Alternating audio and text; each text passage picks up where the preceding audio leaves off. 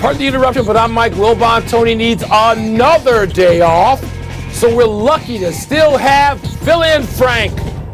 Fill-In Frank? More like Thrill-In Frank, brother. Come on, man. There's the cheering. It's finally back. You put these glasses on and you just become somebody else, don't you? Come on. I would say they make me do it, but I love every minute of it. Welcome to PTI. In today's episode, Ben Simmons is on the trade market, Pete Alonso wins home run derby, and the Lightning dent the Stanley Cup. We are going to start, though, with Team USA basketball losing another Olympic tune-up, this time to Australia. The Aussies won by 8, just 2 nights after Nigeria beat Team USA by 3. Still, Coach Greg Popovich says, quote, "I thought we got better tonight," close quote. Frank, is that what you think, or do you see this now as cause for concern? I think you have to be somewhat concerned. I mean, if you go all the way back to 1992 when we started using NBA players, we had been 54-2 in exhibition games, and now we've lost 2 over 3 days. And under Greg Popovich, if you go back to the FIBA World Cup a couple of years ago, we've lost 4 out of our last 5 games. So yes, the competition we know is caught up. I wonder if we're not adjusting to the international rules. We're used to in the NBA, guys would drive, they get touched, they throw their head back, a foul is called. That's not the case anymore. So there has to be some concern. If you're Greg Popovich, and you know this, Mike, you go back to 2004, he's the assistant coach on the team that wins the bronze. The FIBA World Cup, they finished 7th. A lot of pressure on, one of the most accomplished coaches in NBA history going into these Olympics. Frank, I totally agree with you. I remember at one point, I don't know, in the late 80s, even well into the 90s, where the U.S. had lost like no games. I mean, there's the debacle in 72 where we got cheated. Yep. And then we started like with Pan Am games and Olympics in 87, 88 respectively. I was at all that stuff. And it was like 4 losses ever. I'd seen 3 of them. Now, Frank, it seems like it's every week. And to your point, I don't think these are necessarily one-offs. Now, look, we're going to frame in the United States all these things around looking in at Team USA. But that's not the answer. The answer lies in the rest of the world. I was just texting with a friend, a coach this morning, and there was a great line. He said, "I don't know if they've caught up, but maybe they're closing in." And I think that's sort of the right spirit to look at this. Look, we're talking about one league. We're talking about an institution which sort of, gives the world all these great basketball players, teams, coaches. Greg Popovich has had such a dramatic effect on this world of basketball players and coaches, and now they're coming back saying, Coach, let me show you what I've learned. And you look at all these countries, Frank, they're all producing great players. We're not the only ones, and those rules, they work in favor of the international teams and against us. You think about it, though. You have Kevin Durant out on the court, you have Damian Lillard, and we're getting outscored 11-1 in the final 4:30 of the game. We go 0 for 5 with 2 turnovers. I'm telling you, you can mention LeBron, but LeBron put in his time on the national team. Yes, he has. Steph Curry's never played in the Olympics. Steph Curry would make a huge difference here. Now, we're still the favorite. You look at Las Vegas, they say, prohibitive favorites going into the Olympics. But before we went to the FIBA World Cup a couple of summers ago, we lost to Australia in an exhibition game. I remember that. So under Greg Popovich, they've lost 3 exhibition games, 3 out of the 4, and we ended up finishing 7th. So this is a bit of a trend. Let's be fair here. That's right. Those favorites, by the way, they're determined in Las Vegas. Where's Las Vegas? Oh, the United States. I'd like to know what the big board says in Dubai. I'm just asking. But this is going to be a fun thing to watch, Frank. It really is. Yep. All right, Mike. Just 3 weeks ago, the Sixers indicated they were committed to Ben Simmons. But today, The Athletic reported that Philly has opened up trade conversations with other teams about their star point guard and are asking for an all-star caliber player in return. Mike, do you think the Sixers are going to get one if they trade Ben Simmons? Yeah, I think so. I think they're playing to be had. Yeah. Frank, just think, we're still in July, right? We haven't reached free agency period. And then we're going to have a month where players are going to say, hey, I want out. There's more movement than ever of good players. I'm not saying a great player. I'm not saying a top 5 player. But I'm saying an all-star caliber player, particularly with this last couple of draft classes, which is really producing some talented players who are going to project to be all-stars. So, yes, I think so. And I don't think Simmons hasn't shown that he can impact playoff games and late and be the kind of closer that's going to demand a top 5 player back. But I think he has shown that he's a hell of a player in all sorts of other situations, and he can demand an all-star back. All right, so you think about it. You go back to the start of the season when James Harden's name was out there. Ben Simmons was linked to James Harden. Yeah. You were not getting a player of James Harden's caliber for Ben Simmons. You know, in the playoffs, he was 25 of 73, not on field goal attempts, not on three-pointers, from the free throw line. And that is a major concern when you have a player making that much money who late in games does not want to get fouled and go to the free throw line. Mike, Giannis Antetokounmpo struggles at the free throw line. He's not afraid to have the ball late in the game and get fouled and go to the basket. And by the way, he did make 13 of 17 the other night against the Phoenix Suns. Daryl Morey is always big game hunting. We know that. That's the other part. Daryl Morey can get return for trades. He does it every year. But can you get Damian Lillard? I think where he's going to end up, I think he's somehow going to end up, and it's going to be complicated, I think he somehow ends up on the Lakers because of LeBron, Rich Paul, and we know that everybody plays better under LeBron, so I think Ben Simmons can kind of salvage, his early part of his career. Otherwise, I'm not going to trade him yet. What am I going to get for him? He didn't play well enough in the playoffs. Frank agreed with everything except the part. Doesn't LeBron need shooters? LeBron lacks shooters already. We know what Ben Simmons is. And by the way, Ben Simmons foul shooting, those numbers you quoted were crazy. I mean, he makes Giannis look like, Rick Barry. I mean, it's just unbelievable that he could. Look, he's flawed. I get that. But he's also a guy that a different environment where he's nurtured and pushed and shown some tough love and gets better. I ain't giving up on Ben Simmons as a player. I'm not either. But I do think it's over in Philadelphia for him. It needs to be over in Philadelphia. He can't survive there of all the places. No, get him out of Philadelphia. Save him. Save Ben Simmons. Get him the hell out of Philly. Shohei Ohtani was the top seed in last night's home run derby. But for the second straight year, Pete Alonso won the contest. Alonso beat Trey Mancini in the final pairing and afterward boasted, quote, "I think I'm the best power hitter on the planet," close quote. Frank, let's play What's the Word. Last night was a blank night for baseball. All right, you want me to say home run? How about smashing or a grand slam for baseball? It was a lot of fun. And Pete Alonso, he fits right into the New York mold because people outside of New York want to hate him, and he's a cocky guy. He's confident. He dominated that conversation, the home run derby. I will say this, though, about Shohei Ohtani, because that was going to be the big thing. And he went up against Soto, and that was good because it went to basically 3 rounds until they determined a winner. But Shohei Ohtani, and you guys talked about it on the show, where he doesn't take batting practice. Yeah. He looked exhausted after swing. Because he was bent over. So maybe he's telling the truth. Maybe he never takes batting practice. He's like me on the golf course. I'm trying to compare myself to Shohei Ohtani. Give me like 3 swings before I go out there. I can't waste my swings in the practice range. I think that's what he's saying while he was standing in there for the home run derby. Yeah, that might be true. First of all, Pete Alonso, you can't compare him physically to anybody. He's a bear. I know his nickname is Polar Bear. He's like the kid in high school that it takes 8 kids to wrestle to the ground in the playground when you're having recess. And it's like Moby Dick. You need ropes and anchors and things. Because Pete Alonso was, 6'3", 240, listed as. He looks like he's like 6'4", 270. He's a beast. All right, so he loves these things. He seems like the kind of guy that you really would hate if you weren't on his team. You would just get tired of him because all he wants to do is laugh and swing he's in a long drive contest every round, every night of his life. It was kind of cool. I don't know what the word was. I didn't watch it. It was fun. That's like the dunk contest. I don't care about the dunk contest or home run derby. Some fun. I'll tell you what, how many times can you go back? Yeah. I mean, serious. But that's the thing. Shohei Ohtani was hitting line drives, so I kept getting worried about the young kids who were in the outfield because everyone's looking up. He'd hit a bomb, and then the next thing you know, he's hitting a frozen rope. Yeah. You're a little kid. I always worry about that. Anyway, you should have watched it. It was fun. All right, contest. The actual All-Star game, it's just hours away. Shohei will start on the mound for the American League. He's also going to bat leadoff. How cool is that? Manager Kevin Cash said, "This is what the fans want to see. It's personally what I want to see." Other AL pitchers have better numbers than Ohtani.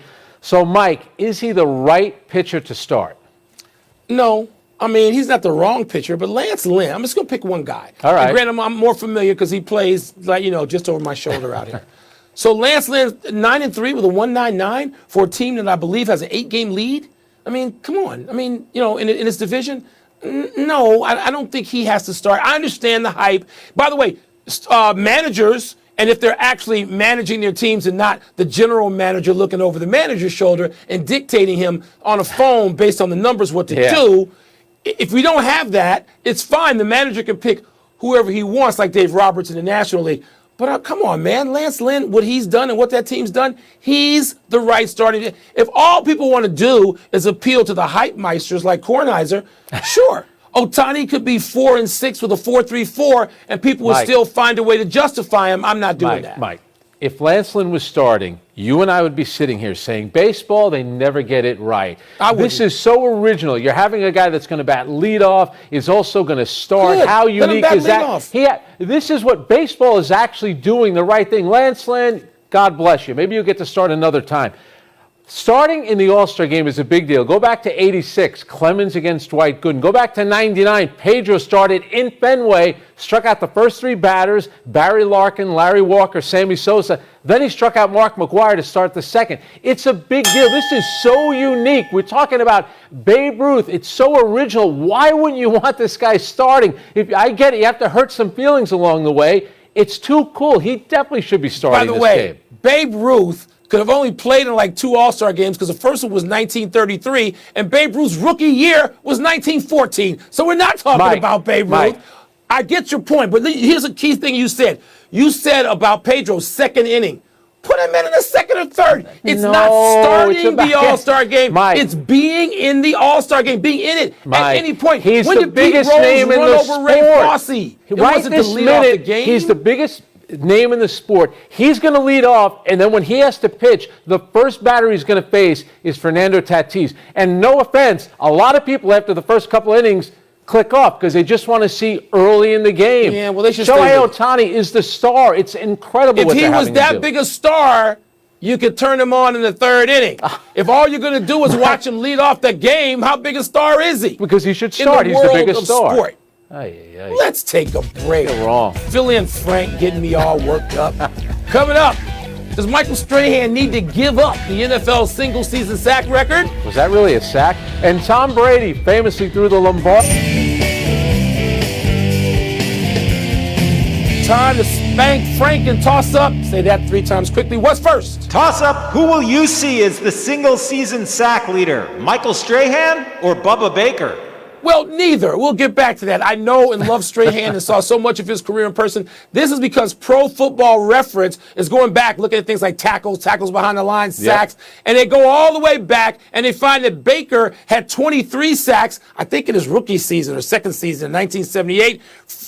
Strahan had 22 and a half later, and so who's the leader? The leader is Deacon Jones. Because Deacon Jones had 170-some sacks. It's neither of these guys. Deacon Jones probably had 30 sacks in the season back before they were even keeping it. He came in the league in 1961. They're going back and looking at all those seasons. It's Deacon Jones, write-in candidate. Everything is Deacon Jones. It's the man from New Jersey, and I'm not talking about Michael Strahan. Bubba Baker, Newark's own, who went to Colorado State. If they went back and looked, no offense to Michael Strahan, how about the last sack that Michael Strahan got that year against Brett Favre? When Brett Favre kind of ran into a sack. I think you have to go with the record. It should be Bubba Baker. And you mentioned Deacon Jones.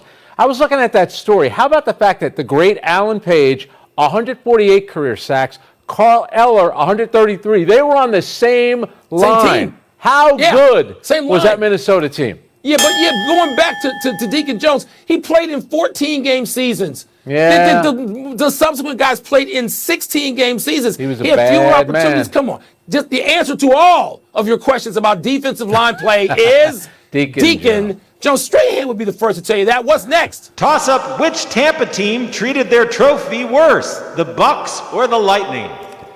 I don't know. Everybody goes around doing this now. They got to show off with the trophy. They got Tom Brady tosses it.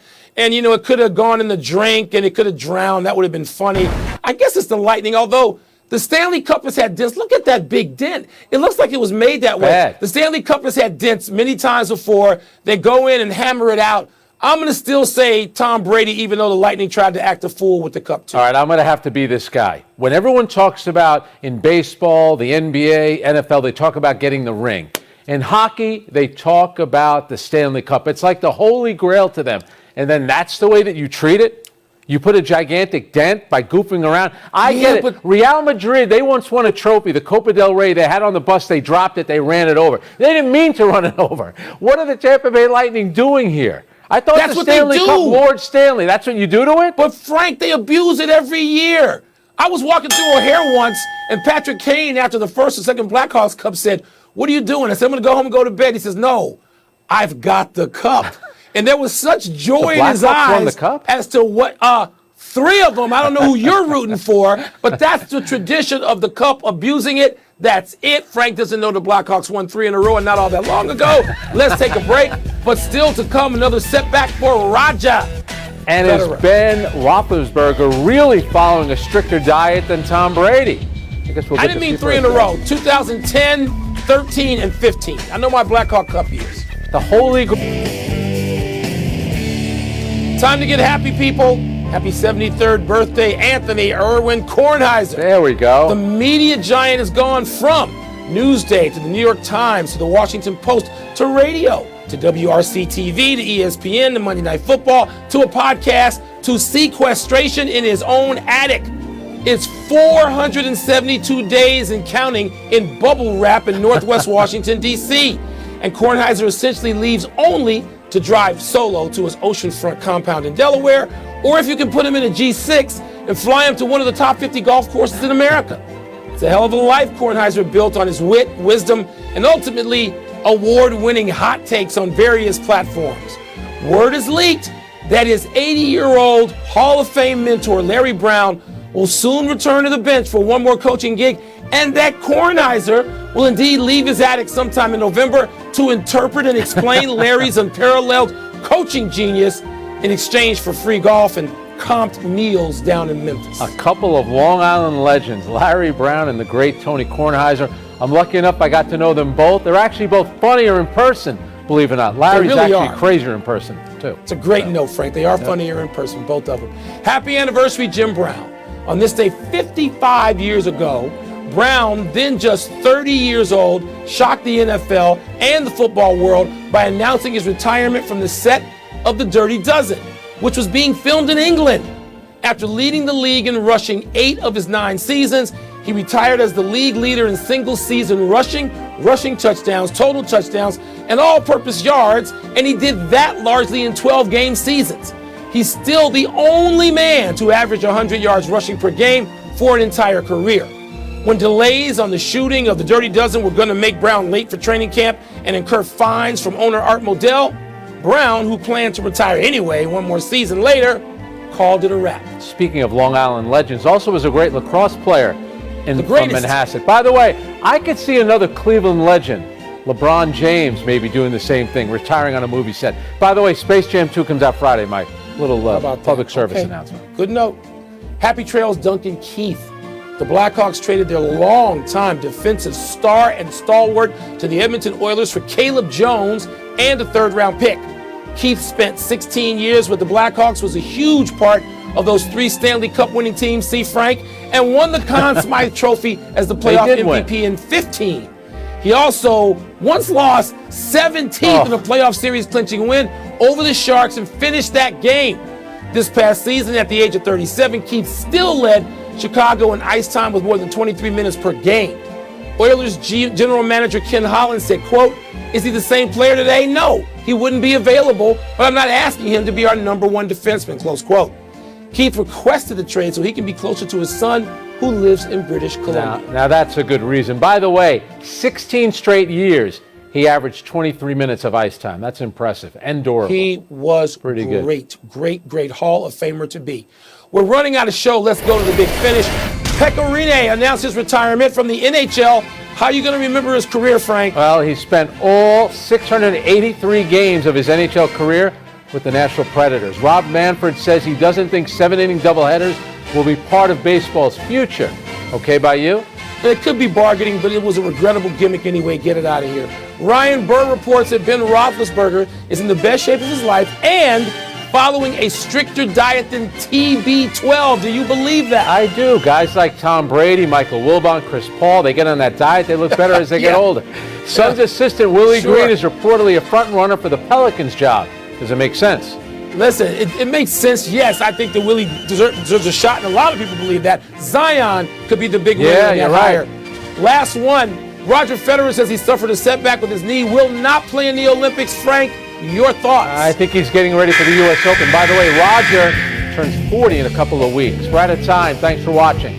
I'm Frank Isola. And I'm Mike Wilbon. Same time tomorrow, knuckleheads. You can get the podcast on the ESPN app or Apple Podcasts. And now, no more retirements. Here's SportsCenter. See, Mike, you look slim like Ben.